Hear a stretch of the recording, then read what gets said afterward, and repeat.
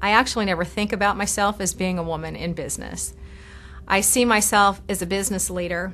I happen to be a woman, and I happen to have been a woman in a very male-dominated high-tech environment.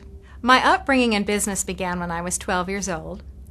At 12, I started working for my father, who was the CEO of an agricultural business.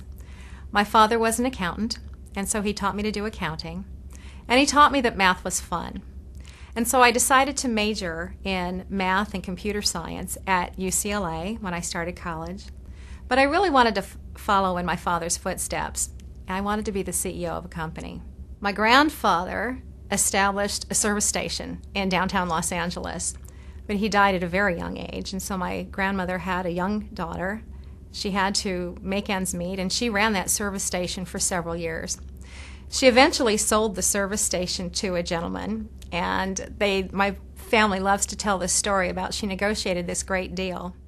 Well, not only did she get a lot of money for selling that service station in a very popular place within downtown Los Angeles, but she ended up marrying the man that she sold the service station to and got everything back. So I've had a great role model on how to negotiate in business. It was very scary as a working mom, not knowing if it was going to work out for me to have my career and my children. But I actually, now that I'm on the other side and my children are grown, I can now look back and see that I absolutely did the right thing. That I did what I needed to do for me, and it enabled me to be a really good role model for my sons because they saw a mother who was very strong and goal-oriented and who could accomplish things and feel very comfortable with myself. I was inspired to establish Business World Rising in 2009 based on the fact that I had spent a long career in Fortune 100 high-tech companies. And the longer I was in those high-tech companies, the fewer women I was seeing as I rose up the ranks. And it bothered me that there were so many amazing women that I had worked with early in my career that over time seemed to fall off the corporate ladder.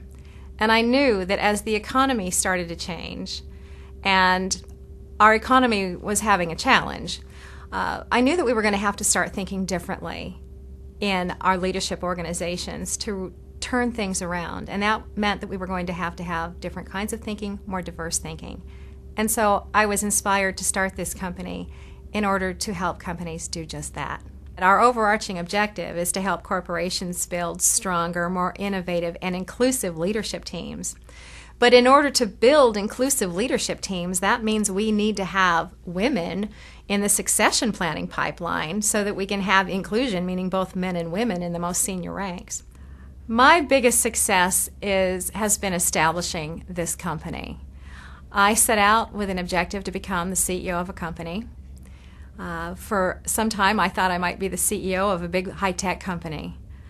But I am very proud of the fact that I am now the CEO of Business World Rising, and we are having a major impact on small as well as very large companies.